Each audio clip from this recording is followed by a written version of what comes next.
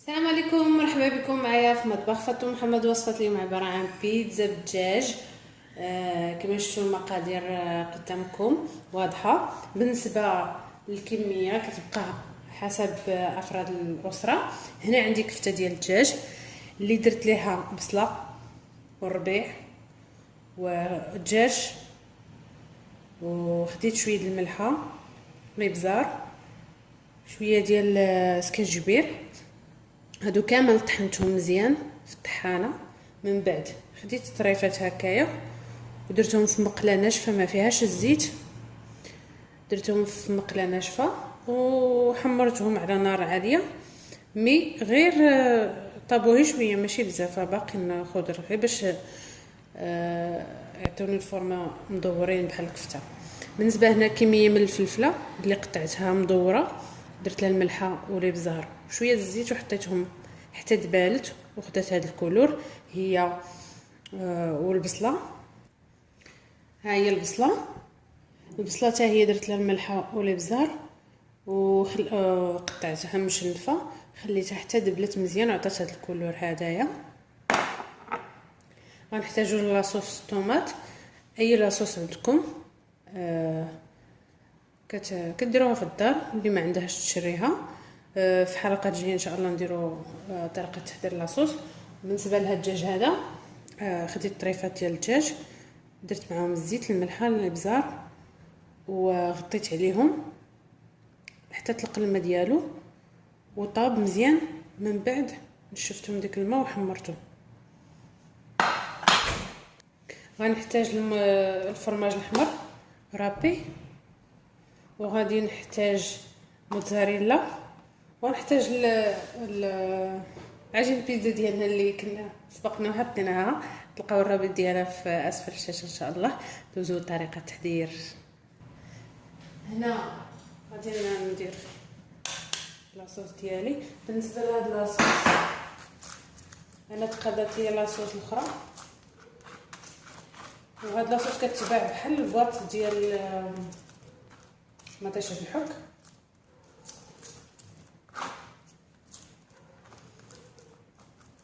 المهم غادي ندهن هادشي كامل لاصوص. من بعد لاصوص غادي ندير فرماج. المهم اللي بغى يدير كفته.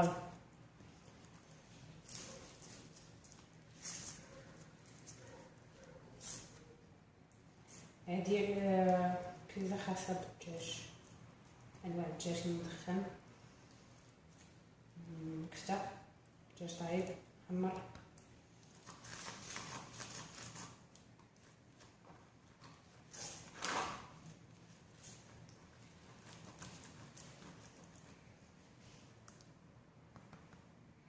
دونك هنا من بعد ما سالينا غناخدو الفرماج الاحمر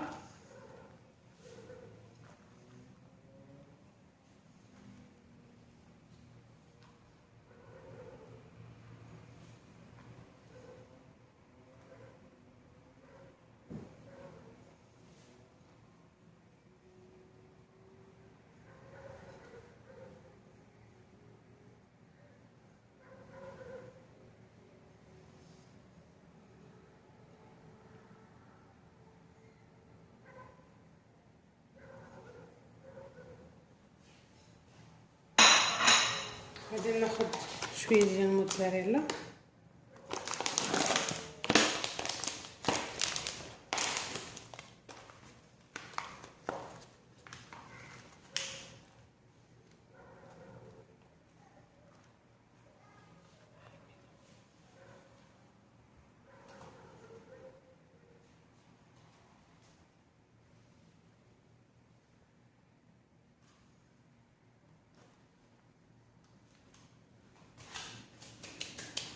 بصله اساسيه كتعطي ديك اللوغو زوين.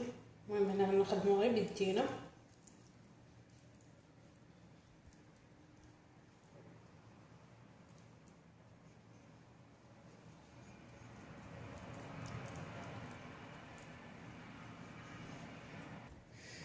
هنا من بعد ما ساليت البصله غناخد الفلفله حتى هي.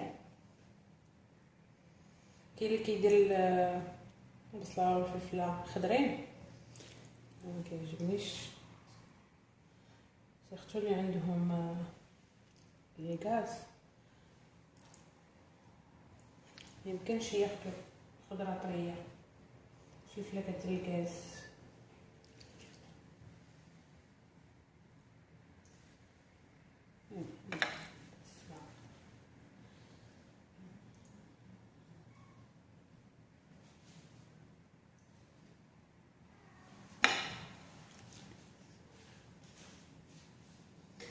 صافي وهنا المهم وحده غندير لها دجاج،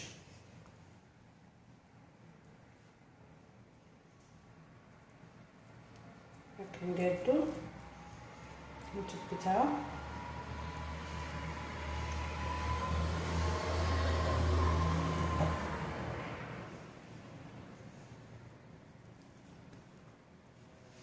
وحده غادي ندير ليها كفته،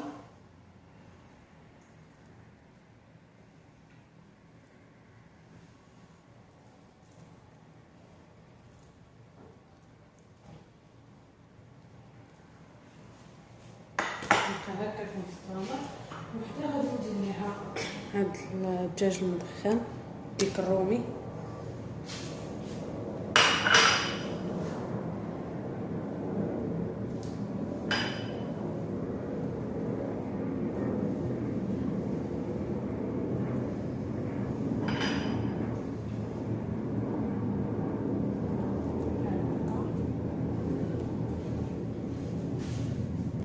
وحده غادي ندير لها دجاج وكفته ميكس.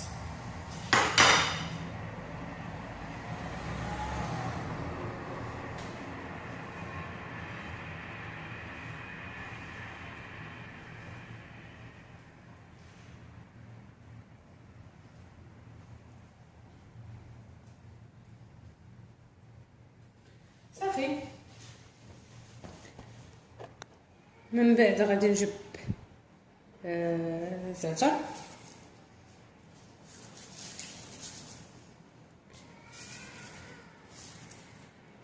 نرش عليها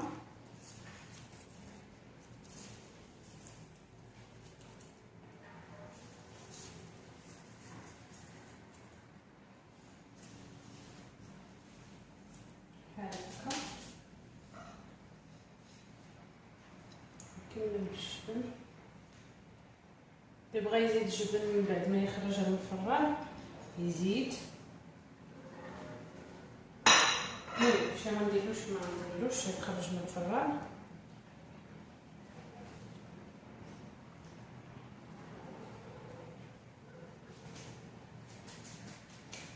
وغادي نجيب الزيت البلديه نحط هكا رشه،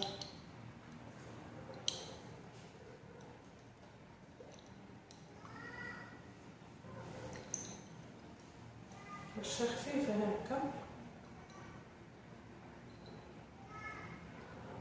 نكونوا مسخنين الفران مزيان مزيان مزيان على درجه من جهه واحده تاخذ كولور من التحت، ونقدموها ان شاء الله بالصحه والهنا. هاني رجعت لكم من بعد ما طيبت البيتزا ديالي كتجي على هذا الشكل هذا. وحده طيبتهم حمرتهم مزيان باش غيجيو مقرمشين، وحده خليتها عاديه توسابلومون غتجيني رطبه. اللي بغى يكثر الفرماج راه كيكثر بطبيعه الحال. هذا هو الشكل النهائي ديالهم. دونك هذه هي لاباط كتجي من هنا محمره. مهم هذه هي النتيجه. نتمنى تنال اعجابكم. ما تنساوش تشتركوا في القناه باش توصلوا بالجديد ان شاء الله. ضغطوا على زر الاشتراك. دمتم في ود ومع السلامه.